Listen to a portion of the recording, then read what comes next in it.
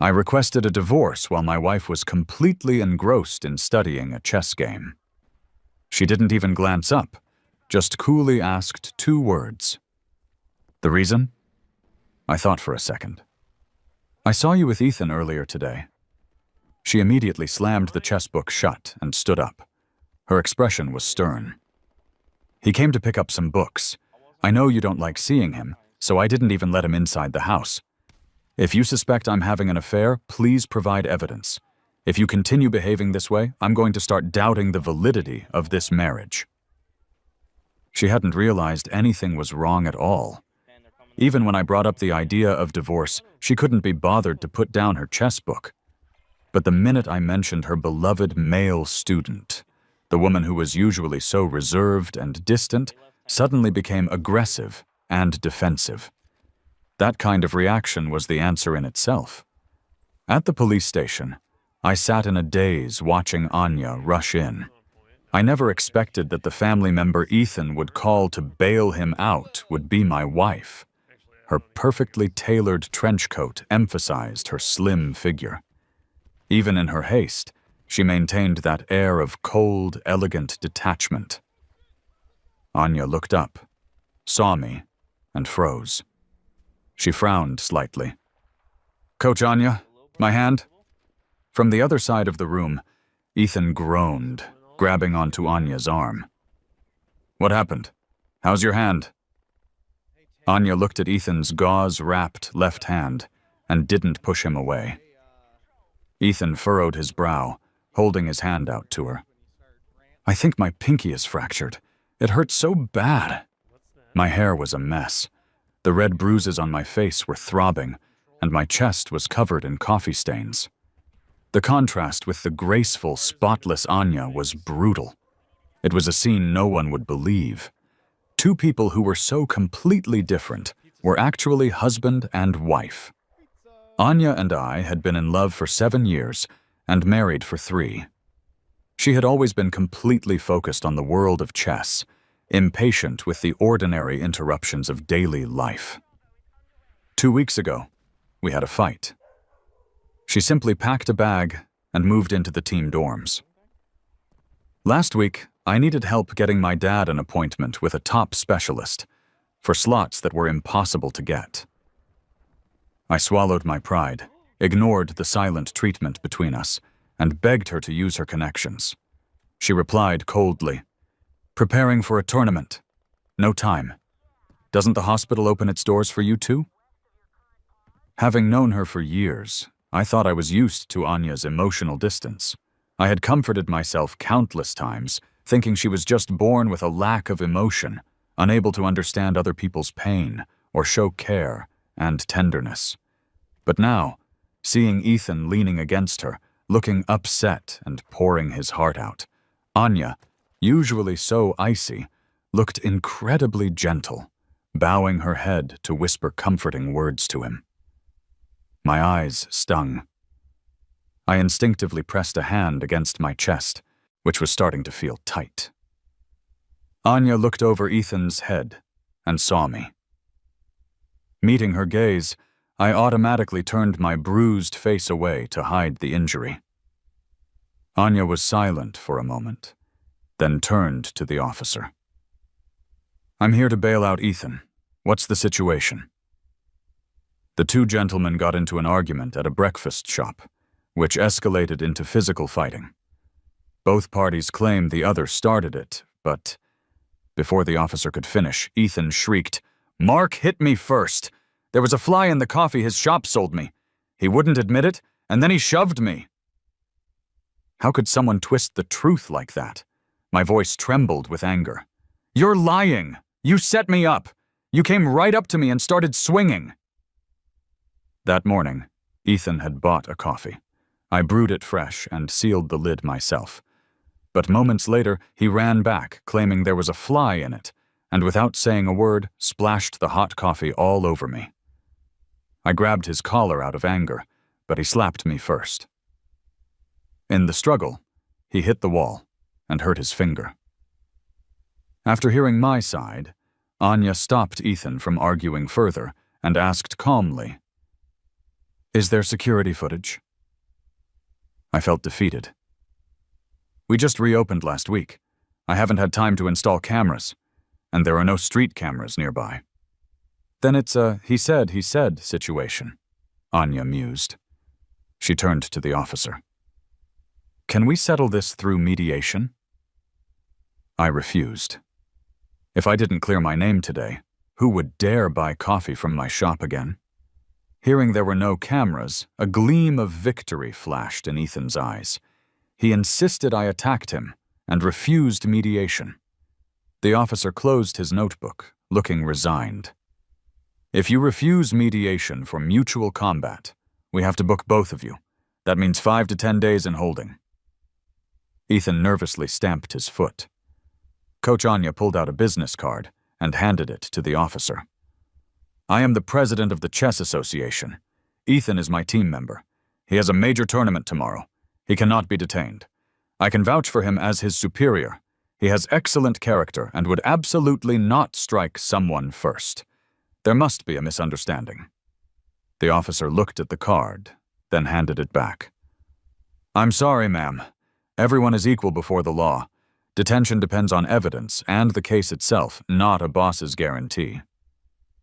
Anya's expression shifted slightly. She clearly hadn't expected to be rejected so bluntly. She fell silent for a few seconds, her gaze sweeping over me. What if I testify for him? I didn't react right away.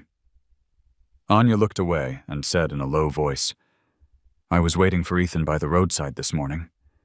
There really was a fly in the coffee he brought over. When I followed him back to the shop, I saw him being pushed to the ground. My mind went blank, as if I'd been hit by a heavy object. Anya, you are lying through your teeth. My body started to shake uncontrollably, and tears spilled out. You weren't even there this morning. Why are you helping him frame me? Anya avoided my eyes, her tone remaining perfectly steady. I am stating the facts. The officer hesitated. Ma'am, are you sure? Anya nodded without any hesitation. I take full responsibility for my words and actions. After giving her statement, the officer gestured that she could take Ethan. Ethan tugged at Anya's sleeve, but she didn't move. She just looked at me. I turned my head, refusing to look at her. An officer came to take me to processing. I wiped the tears from my face and begged, Can I make a phone call? My dad is sick in the hospital. Anya cut in. Don't worry about Dad. I'll arrange a nurse. The two officers stared, dumbfounded, their eyes darting between Anya and me. You two are married? A rare trace of embarrassment appeared on Anya's face. I said coldly, Getting divorced soon. We're separated. As I was led away, I didn't look back. Out of the corner of my eye, I saw Anya standing still in the same spot. 5 days later, released from holding, I rushed straight to the hospital. Outside the ward, I stopped to fix my hair and clothes, took a deep breath, and pushed the door open. My dad was chatting with a nurse, looking rosy and relaxed. I let out a breath of relief. He turned and saw me, smiling. Did you get over your flu? I was confused, but didn't dare correct him, just mumbling a vague, Yeah. Anya said you were afraid of infecting me. You're too cautious. I'm not that weak. Anya came by. Yeah, she brought in a specialist for a consultation. The doctor said my condition is stable, and conservative treatment is fine. It won't affect my daily life. My dad studied me closely. Why do you look so terrible? Are you still feeling sick? He hesitated, then said, Maybe you should just close the shop. I think Anya wants that too. It doesn't make much money, and it's hurting your marriage. I fought back tears, and softly agreed with a hum. 2 weeks ago, Anya and I had fought about reopening the breakfast spot. Anya couldn't understand why Dad and I wouldn't give up the shop. It was exhausting work, and the family didn't need the money. Our shop had been open for over 20 years. After Mom passed away a few years ago, Dad took a break, but eventually reopened. He said that for all those years, the moment he opened his eyes, he and Mom were busy in that shop. Sitting idle at home made his heart feel empty. Besides, if we closed, where would the regulars get a decent breakfast? 6 months ago, neighborhood construction forced the shop to close temporarily. I watched my dad grow more depressed by the day. So, I found a new storefront and hung up the sign again. I didn't consult Anya about reopening. She was furious when she found out. We gave each other the silent treatment for days. That day, I had planned to calmly explain my reasoning to her, but as soon as I entered our apartment complex, I saw Anya and Ethan standing under the shade of a tree by the road. Ethan was holding a stack of books, looking up and saying something to her. I was too far away to hear. But I saw a faint smile on Anya's face as she naturally reached out and picked a falling leaf off Ethan's shoulder. Maybe it was exhaustion, or maybe the evening sun was too bright. I stumbled, nearly losing my balance. Anya was not the kind of person who noticed small details like that. When we were dating, if I wasn't feeling well or was in a bad mood, she never noticed.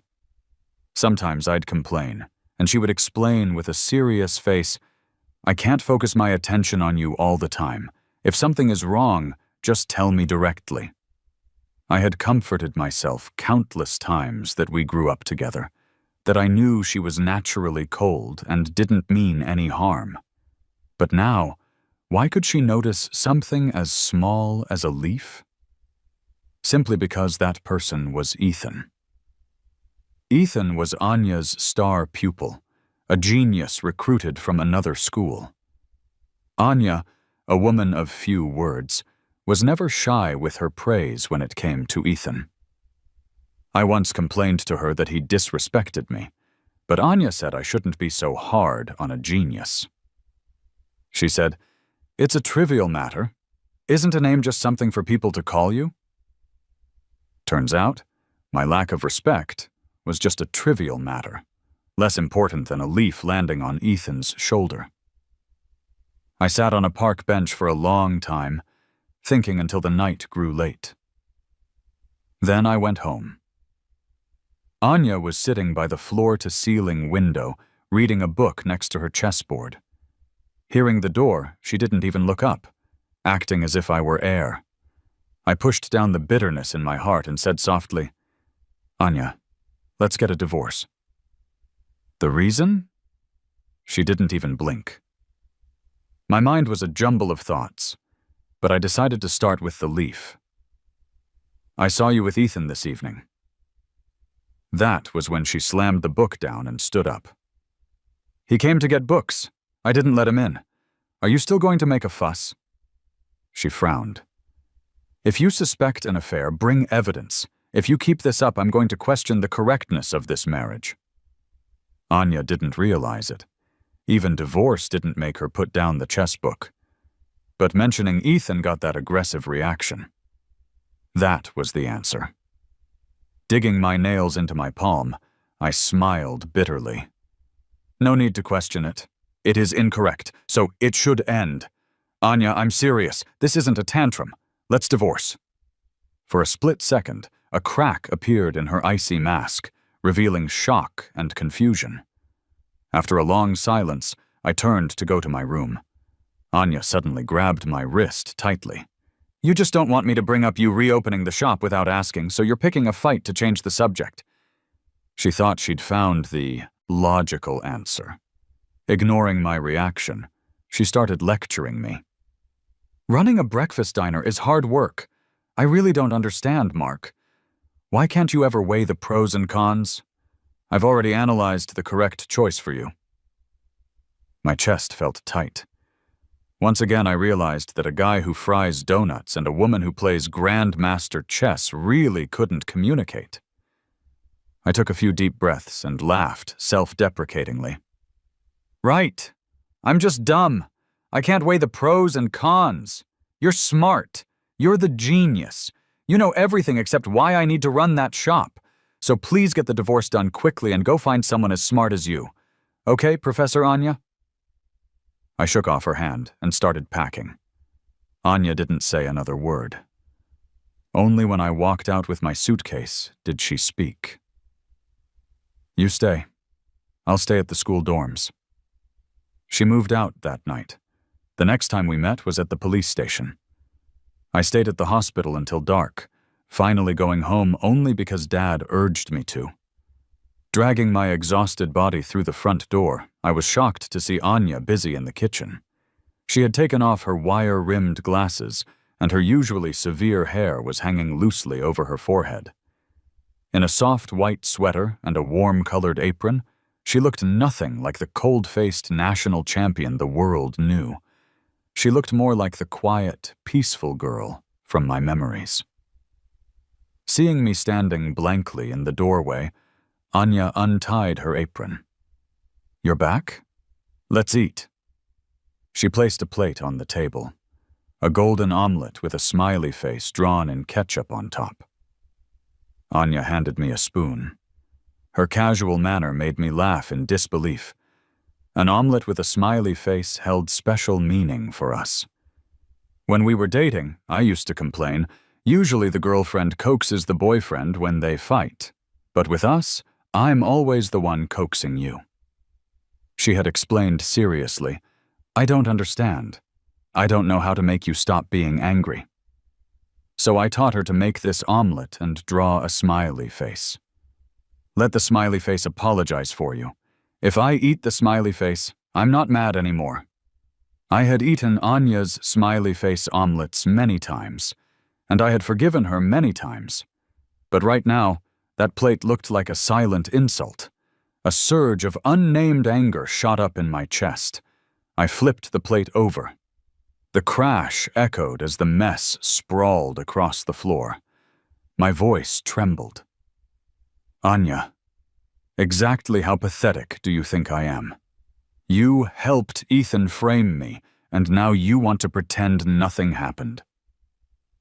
Anya bent down to pick up the shards, her emotion still calm. "The first question is invalid. I never thought you were pathetic. Second, I didn't help Ethan. Neither of you would settle. To ensure the tournament wasn't affected, I had no other choice." A shard sliced her finger. Blood welled up instantly. She looked at the cut blankly, stood up, and looked at me. Out of habit, I almost laughed. She expect me to dress her wound after all this? Anya waited a moment, then grabbed a tissue to wrap the cut. She looked up, her eyes full of confusion. "Mark, I've been thinking about it for days, but I can't figure it out. Why did you bring up divorce that night? You said you saw Ethan and me. I just gave him some books. What is the problem?" I couldn't take it anymore. I asked her directly, "Do you really not know how Ethan feels about you?" Anya froze. "I didn't know before." I caught the key word. "Before?" Anya nodded. "When we left the station, I asked him why he caused trouble at your shop. He didn't explain. Instead, he asked me if you weren't in the picture, would I choose?"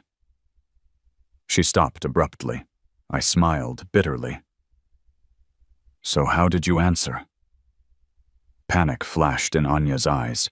Her voice was strained. I said yes. The string that had been pulled taut in my heart finally snapped. In that moment, I actually hated her honesty. Anya grabbed my hand, her tone urgent. "It was a crucial international tournament. I just didn't want his mental state to affect the team. I snapped. Anya, stop lying to yourself. You fell for him a long time ago." Anya's face flushed red. She argued stubbornly. "I didn't. Don't say things without a basis." My phone buzzed with a message. I shook off her hand and unlocked the screen. It was a video from Ethan. The moment I played it, my pupils widened. I almost forgot to breathe. I took a deep breath and handed the phone to Anya. Here's your basis. The video was short, a close-up of Ethan kissing Anya. In a chaotic crowd, Anya stood there motionless, letting the young boy shyly kiss the corner of her mouth. Anya swiped frantically at the screen, as if trying to erase the image. Her usually calm voice finally sounded panicked. "Mark, it's not what it looks like. That's not the whole video. Listen to me, we won the match. Ethan was too excited, he just kissed me. I didn't have time to dodge, it wasn't just me. He kissed the whole team afterward. If you don't believe me, I can get the security footage." I pulled the corners of my mouth into a smile, but my throat tasted bitter. Isn't that even more beautiful? Just like in Roman Holiday. To shake the hand of her beloved, the princess walks down from the throne and shakes everyone's hand. Your love is so noble. That's why I want a divorce, to help you two be together. Anya opened her mouth, but couldn't find a single word of defense. In the long silence, the doorbell rang. I turned to open it. Ethan stood there, radiant. Seeing me, his lips curled into a sneer. He shoved me aside and squeezed inside. Ethan held up a paper bag to Anya, his voice dripping with calculated sweetness. "Coach, I got someone to buy these liver supplements for you. You always stay up late. You have to take them." Seeing the mess on the floor, he paused, then forced an innocent smile. "Oh my, did you guys fight? Was it because of the video I sent?" "Sorry, Coach, I meant to send it to you, but I slipped and sent it to him. I didn't mean anything by it, I just wanted to share something funny. Did you know, Coach? That kiss is trending. The internet is so clever. They're calling it, 'He kissed 6 people just for you.' Ha ha ha, it's killing me." He was like a solo actor, completely absorbed in his own performance. I grabbed a cup of water from the table and splashed it right in his face. Caught off guard, Ethan stood dripping wet. While he was stunned, I summoned all my strength and slapped him hard across the face. A crisp crack echoed. Ethan stumbled back, clutching his face, only stopping when his lower back hit the shoe rack. He stared at me with pure hatred. "Mark, Coach is cursed to be married to a brute like you." "Ethan!" Anya shouted. Ethan instantly shut up. His almond eyes filled with tears, staring at Anya with a mix of fragility and defiance. Anya frowned deeply, her voice icy. "First, kissing me and the other team members was inappropriate. It is not something worth sharing. Second, you owe my husband a sincere apology. I didn't pursue it before because of the match. Finally, if you have any respect for your teacher, you should call him Sir or Mr. Wilson. You do not get to call him by his first name." This was probably the first time Anya had spoken so harshly to him. Ethan's eyes went wide with shock. His voice cracked. "Coach, he hit me for no reason. Are you siding with family over logic?" This time his tears didn't work. Anya's tone remained even. "By logic or by family, I shouldn't be helping you. Now apologize to my husband." Ethan's chest heaved, tears rolling down his cheeks. "I won't. I'm never talking to you again." Anya watched him cover his face and run out. She didn't chase him. "You leave too," I said expressionlessly. "I don't want to see you." I turned and went into the bathroom. When I came out after a shower, the living room was clean. There was a note from Anya on the table. "I will transfer Ethan to another mentor. I won't have contact with him anymore." I tossed it into the trash. The day Dad was discharged, I arrived at the hospital early. While packing, Dad asked me, "Aren't we waiting for Anya? She said yesterday she'd come pick us up after class." My hands paused. I took a deep breath and tried to sound casual. "Dad, there's something I've been wanting to tell you. If Anya and I divorce, will you be mad?" Dad didn't look surprised at all. He sighed lightly. Are you stupid? Why would I be mad if you divorce? Is the marriage for me? No matter what happens, Dad is always on your side. The grievances and exhaustion of the past few days surged up. My nose stung, and tears fell. Dad gently patted my back. I knew something was wrong. Even with the flu, you wouldn't go days without seeing me or calling. You looked awful that day, so I didn't press. What actually happened? When I told him about the detention, Dad's face went white with rage. He squeezed my hand tightly. That Anya, how could she treat you like that? Divorce! We aren't aiming above our league here. So what if she plays chess? She can't even tell parsley from cilantro. I burst out laughing, gently rubbing his chest to calm him. Dad, don't be mad. It's not worth your health. The shop is still counting on you. I hired a new guy, Zach. Hard-working and smart. He's waiting for you to teach him. Back at our apartment complex, the neighbors gathered around. Hey, old Wilson, you're out. Looking good. Come on, we need a fourth for Mahjong. Dad smiled and responded to everyone, then turned to me. Mark, you go home first. I have serious business. I smiled. This old man was such a faker. Since when was Mahjong serious business? I mailed the divorce papers to Anya's university. It was like dropping a stone in the ocean. Anya didn't react. The grandmaster, so decisive on the chessboard, turned out to have a passive attitude in life. Ethan, however, came to my house. I hadn't seen him in 2 weeks. He was thinner, with dark circles under his eyes. He smelled of alcohol, stumbling as he walked. Coach, why won't you see me? I don't want another mentor. How can you be so cruel? What's so good about Mark? How is he better than me? You too, I can feel it. I slapped away the hand he was flailing around. He squinted, finally realizing it was me. His look turned vicious. Mark, are you clinging to Coach? I'll give you money. I'll give you lots of money. Divorce her. She deserves better. I picked up a glass of cold water and practiced my aim, splashing it right in his face again. Sober yet? If you're sober, listen closely. Your coach isn't here. We're separated. Also, I'm not the one refusing to divorce. I crossed my arms and looked him up and down. Tell me, why won't she divorce me? Is it because you aren't trying hard enough? One morning, I was busy packing bagel orders for customers.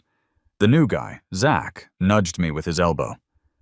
Hey, boss, there's a pretty lady over there staring at you. I looked over. It was Anya. She was wearing a black coat, looking as neat as ever, though her face was slightly gaunt.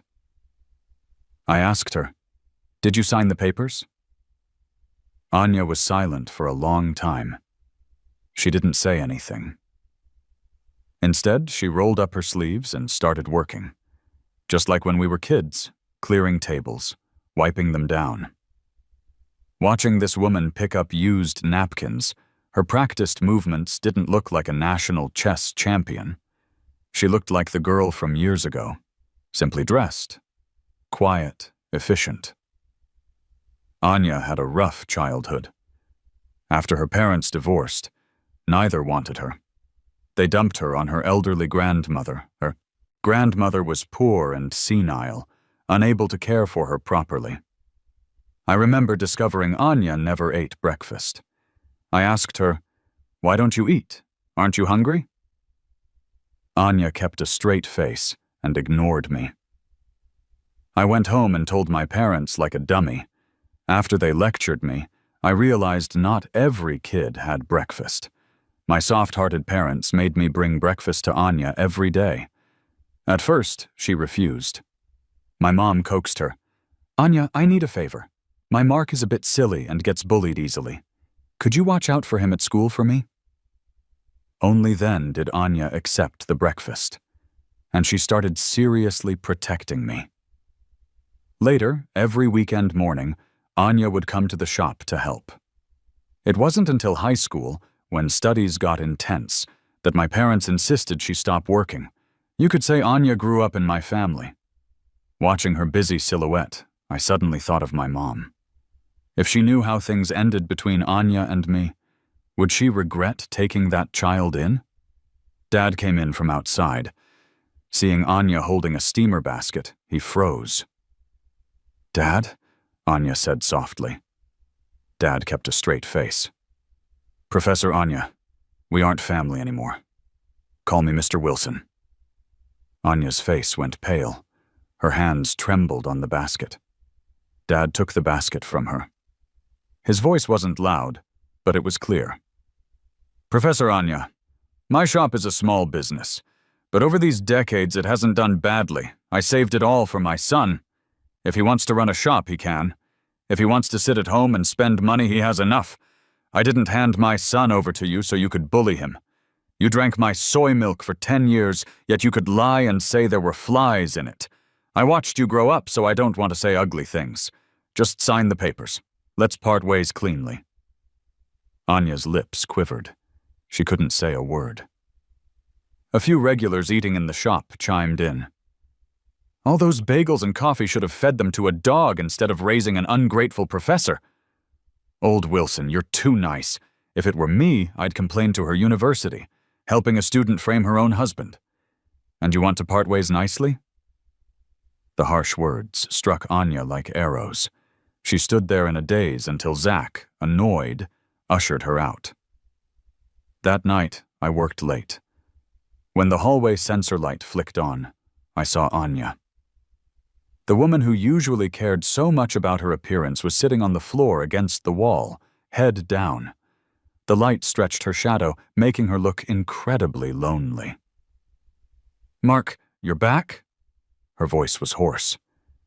She stood up slowly, swaying a bit from sitting too long.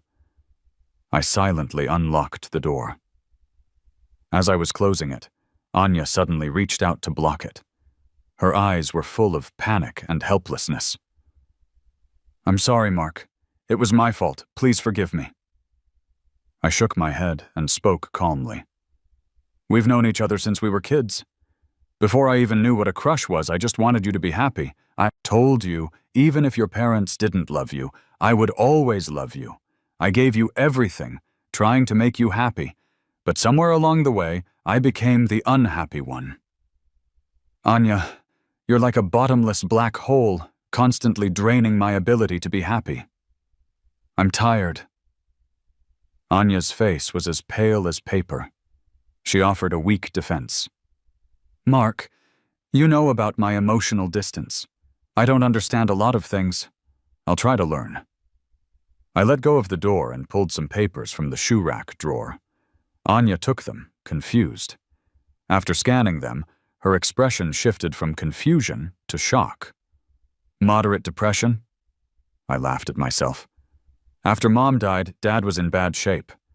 I was worried he'd get depressed, so I consulted a psychiatrist. Turns out I'm the one with depression.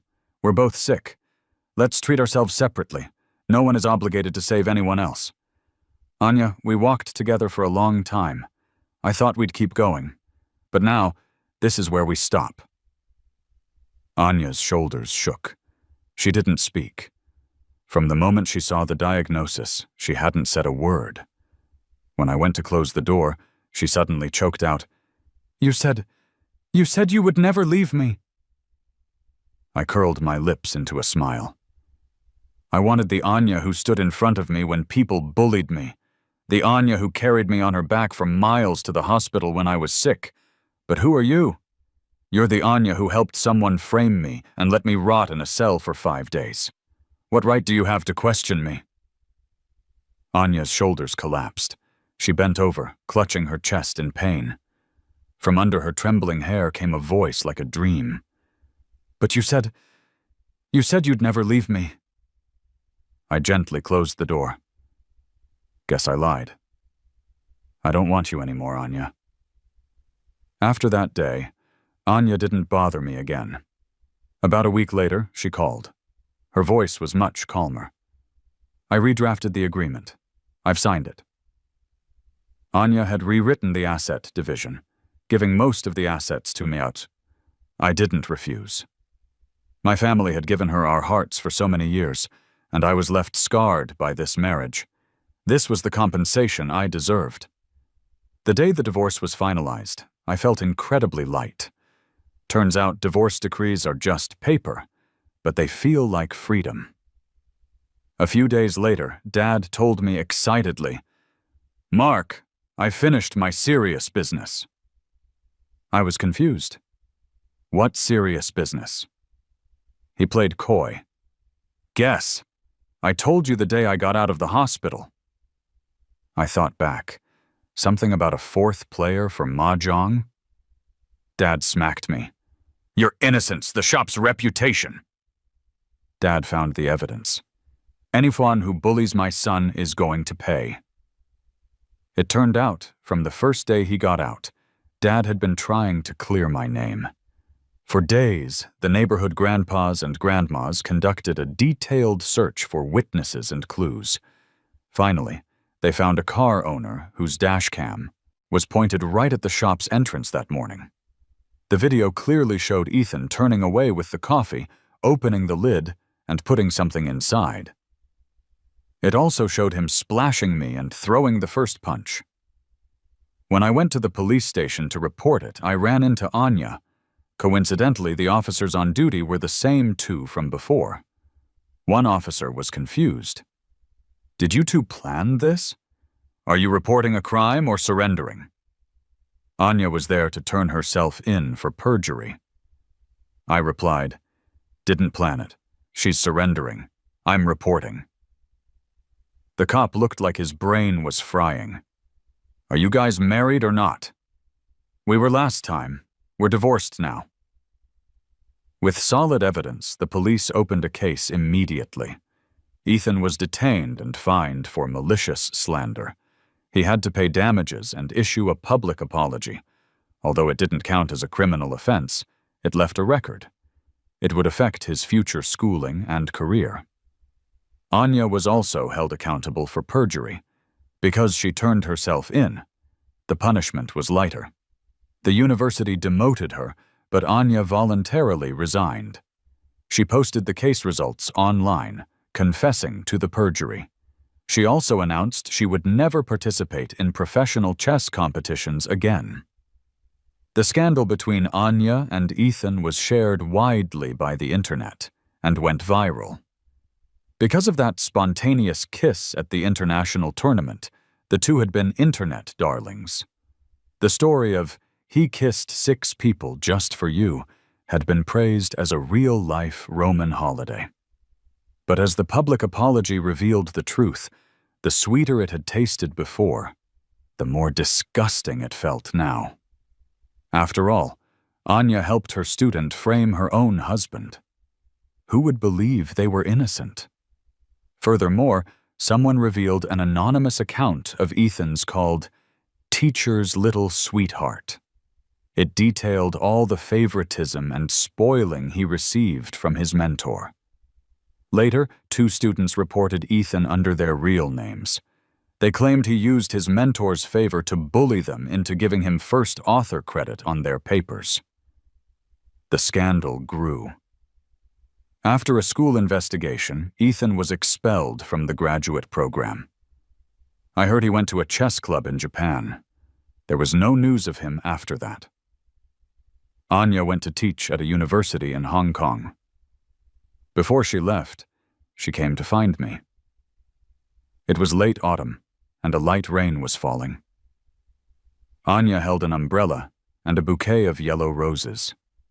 I liked flowers, especially bright yellow roses, but Anya had never given me any. Once on Valentine's Day, I jokingly asked her to buy me flowers. She looked indifferent and impatient. What Valentine's Day? Just marketing tricks. Only ignorant people fall for it. Funny. All those years together, I never got flowers. Now that everything had changed, she brought them to me. Anya handed me the flowers, her eyes showing a complex mix of emotions. I'm leaving, Mark. Take care of yourself. Take care of Mr. Wilson. I will. You too, I said calmly. Anya hesitated. Did you go to therapy? Right. I smiled. He's right I'm over cured. there, right there, The right day I there, got the over divorce there. certificate, Yeah, I was half cured. Later, when I found out what happened to you and Ethan, the other half healed instantly. A smile rippled across Anya's lips. She gave me a long, deep look. Oh, Meat Stick has a comment. Goodbye, Mark. No, I don't. Yeah, goodbye. We turned and walked in different directions, never looking back. 3 years later, in the spring, Dad's checkup showed he was healthy. Business at the breakfast shop was still booming, and I remarried. My wife is Lily, the owner of the flower shop on the next street. She owns a flower nursery in the suburbs. Right in the kisser. On our wedding day, the venue was a sea of flowers. Before the vows, Lily was so nervous her palms were sweating, mumbling the lines she had written ages ago. I laughed at her cute clumsiness. A server brought over a gift box, saying a guest asked to pass it on. Lily praised it. "This is beautiful. Mark, do you want to swap this on?" I smiled and shook my head, looking tenderly at the jewelry on her ears. "No, I still think the pearl earrings I picked look better on you." She grinned. "Anything you pick looks good." Before going on stage, I glanced toward the exit. A thin figure flashed past and hid behind a pillar. I withdrew my gaze, took my wife's hand, and turned toward my future. Where they at, Tam?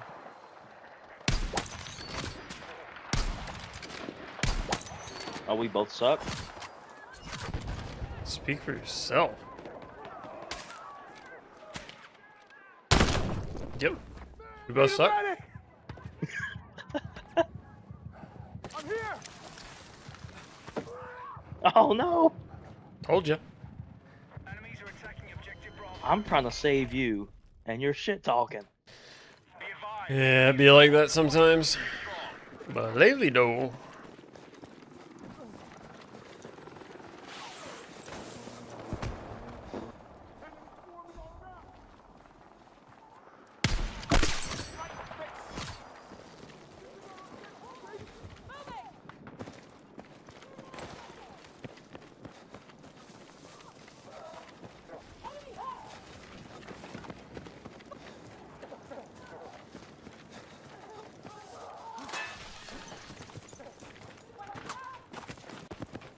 Can I get up?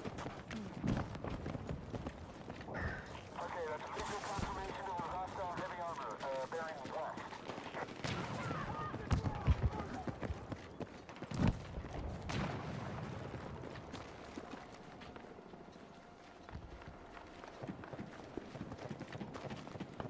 Objective Echo is under attack.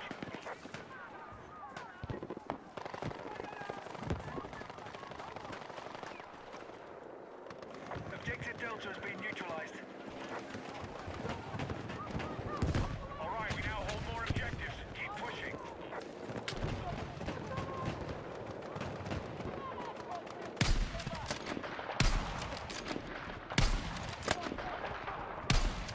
Fucking body shot on the little bird. We've lost control of Objective Echo. I wish we'd have killed him. That dude fucked me up. Delta, good work. Mostly because of AA, but Move to attack the marked objective.